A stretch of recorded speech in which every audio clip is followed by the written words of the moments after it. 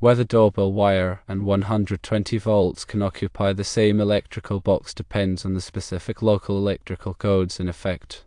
Both cities mentioned could be correct, given varying regulations. The primary resource for electrical wiring standards is the National Electrical Code, often referred to as the NEC. This code provides guidelines for the safe installation of electrical wiring and equipment. However, it is important to understand that the NEC is not law in itself. It serves as a model code that is adopted and enforced by local authorities such as cities, counties, or even states. These local authorities can amend the NEC to suit their specific needs and priorities. This means that one city might adopt the NEC with certain modifications, while another city might adopt it with different modifications or even choose to follow a different code altogether.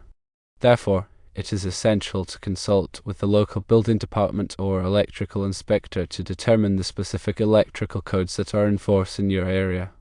They can provide you with the most up-to-date and accurate information and help you ensure that your electrical work complies with all applicable regulations.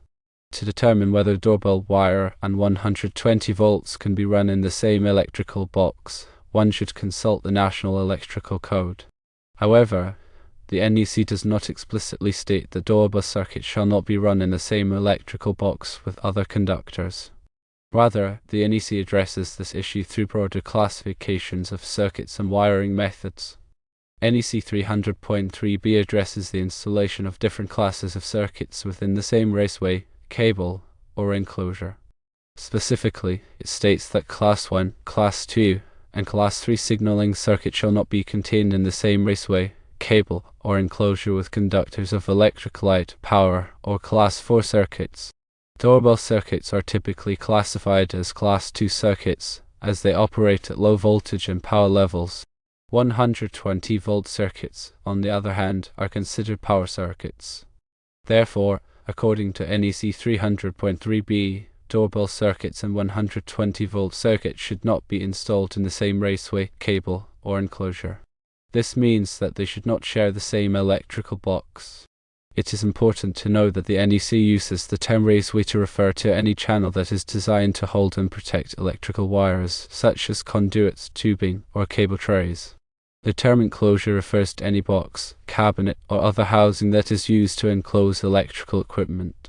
The NEC also addresses the separation of different voltage systems in NEC 300.20, which focuses on the circulation of current in enclosures. While it doesn't directly prohibit mixing doorbell and 120-volt wiring in a box, it emphasizes proper installation to prevent inductive heating and voltage imbalances. In addition to the NEC, some localities may have stricter requirements than the NEC. These stricter requirements may be based on local amendments to the NEC, or they may be based on entirely separate codes or regulations. For example, some localities may require that all low-voltage wiring be separated from high-voltage wiring by a physical barrier, even if the NEC does not require it. To be completely sure about the code requirements, one should always consult with the local building department or electrical inspector for specific regulations. If there is any doubt, it is always best to keep doorbell wire and 120-volt wiring separate. This will help to ensure the safety of the electrical system and prevent any potential problems. The correct answer to this question depends on the local electrical codes. The NEC provides a general framework for electrical safety, but local authorities have the final say in what is allowed in their jurisdictions. Therefore, it is important to check with the local building department or electrical inspector to determine the specific requirements in your area. Consider the reasoning behind these regulations.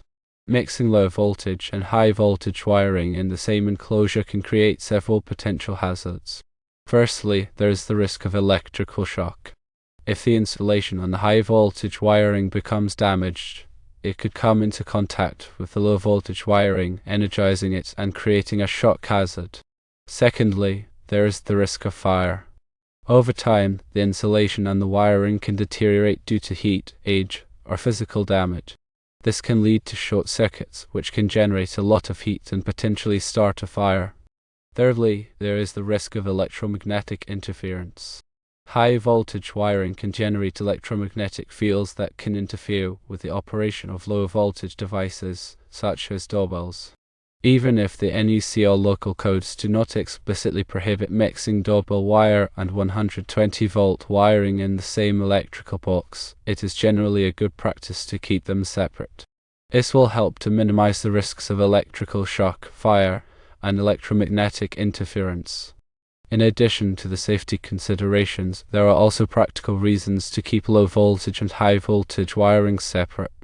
Firstly, it makes it easier to troubleshoot and repair the electrical system. If all of the wiring is clearly labeled and separated, it will be much easier to identify and fix any problems that may arise.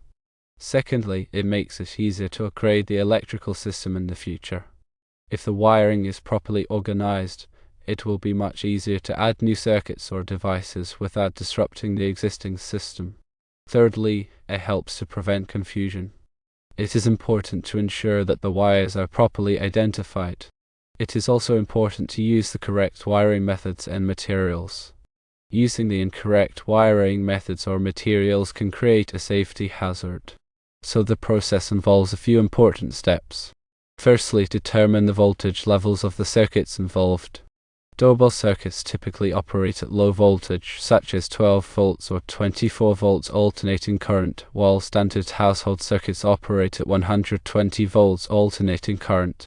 Secondly, consult the NEC and local electrical codes. The NEC provides guidelines for the safe installation of electrical wiring and equipment, but local codes may have additional or more stringent requirements. Thirdly, check for specific requirements regarding the separation of low voltage and high voltage circuits. The NEC and local codes may specify minimum distances or barriers required between different voltage levels. Fourthly, consider the type of wiring and enclosure being used. Different types of wiring and enclosures have different insulation and protection ratings. Ensure that the wiring and enclosures are appropriate for the voltage levels and environmental conditions.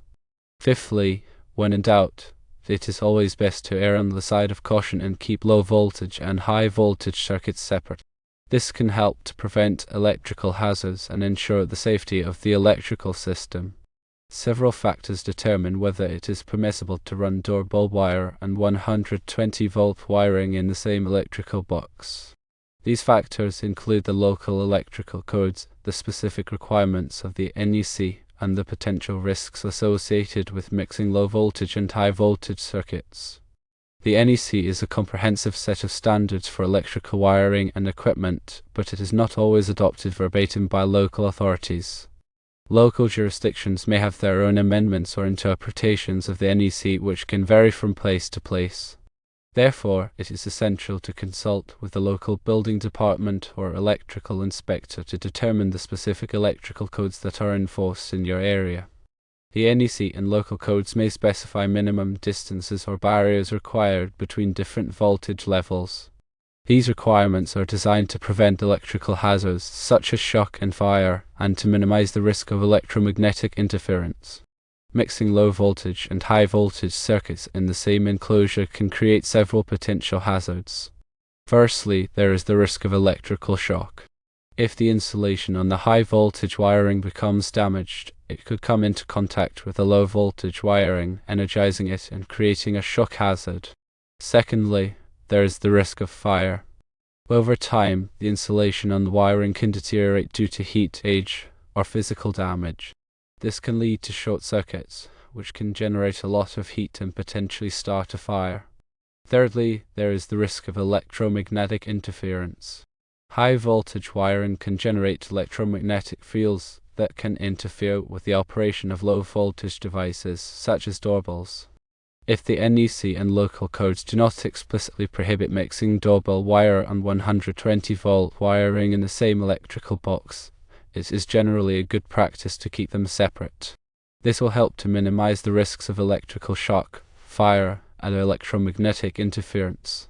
In addition to the safety considerations, there are also practical reasons to keep low voltage and high voltage wiring separate.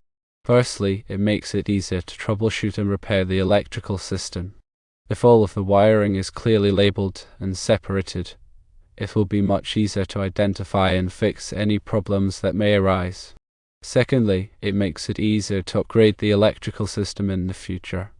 If the wiring is properly organized, it will be much easier to add new circuits or devices without disrupting the existing system. Thirdly, it helps to prevent confusion. If the wiring is mixed together, it can be difficult to tell which wires belong to which circuits. In general, it is best to follow these best practices. Use separate enclosures for low voltage and high voltage wiring. Label all wiring clearly. Use the correct wiring methods and materials. Ensure that all wiring is properly grounded. It is important to use the correct wiring methods and materials. Using the incorrect wiring methods or materials can create a safety hazard.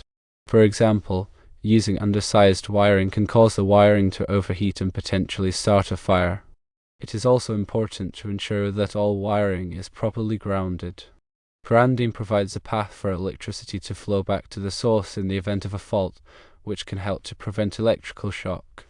In conclusion, whether it is permissible to run doorbell wire and 120-volt wiring in the same electrical box depends on the local electrical codes, the specific requirements of the NEC, and the potential risks associated with mixing low voltage and high voltage circuits. When in doubt, it is always best to err on the side of caution and keep low voltage and high voltage circuits separate. This can help to prevent electrical hazards and ensure the safety of the electrical system.